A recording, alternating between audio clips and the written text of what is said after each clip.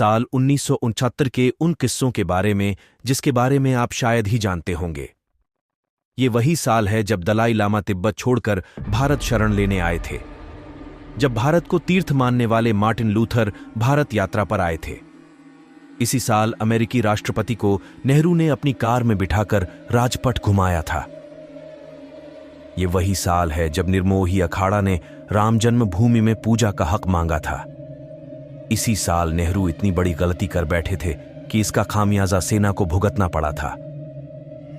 इसी साल इंदिरा गांधी और उनके पति फिरोज गांधी के रिश्ते में दरार आई थी। 1959 में जब अमेरिका के राष्ट्रपति ड्वाइट डी आइजनहावर भारत आए तो लोगों ने दिल खोलकर उनका स्वागत किया। कहा जाता है कि तत्कालीन प्रधानमंत्री जवाहरलाल नेहरू ने अमेरिकी राष्ट्रपति को प्रभावित करने के लिए 10 लाख लोगों की भीड़ जुटाई थी।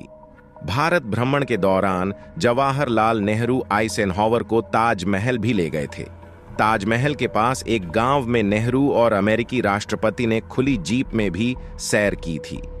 यहां दोनों ने ग्रामीण परिवेश को करीब से देखा और समझा। इस दौरान गांव की महिलाओं से नेहरू ने बातचीत भी की थी।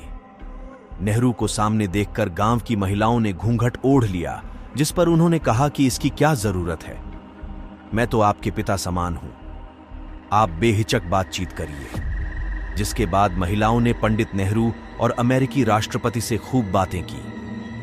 गांव वालों से मिलने के बाद आइजनहावर ने कहा कि मैं भी किसान का बेटा हूं।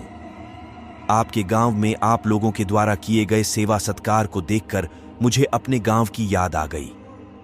जब मैं व्हाइट हाउस में नहीं होता हूं तब मैं अपने गांव में होता हूं और मिट्टी के करीब होता हूं। हिमालय और तिब्बत यानी दुनिया का वो हिस्सा है जो अपने सर्द मौसम और शांतिपूर्ण माहौल के लिए जाना जाता था।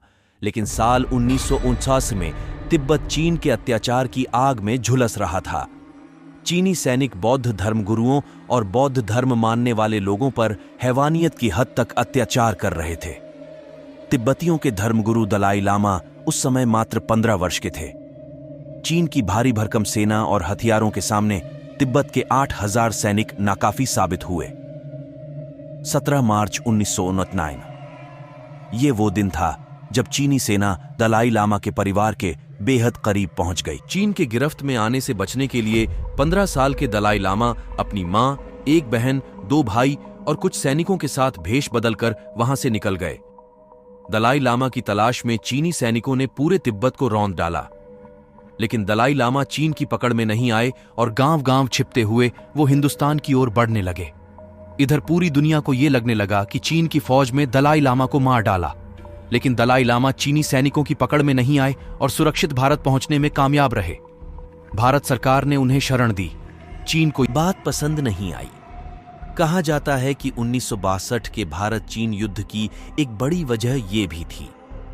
चीन की तमाम धमकियों के बावजूद दलाई लामा पिछले 63 वर्षों से भारत में रह रहे हैं।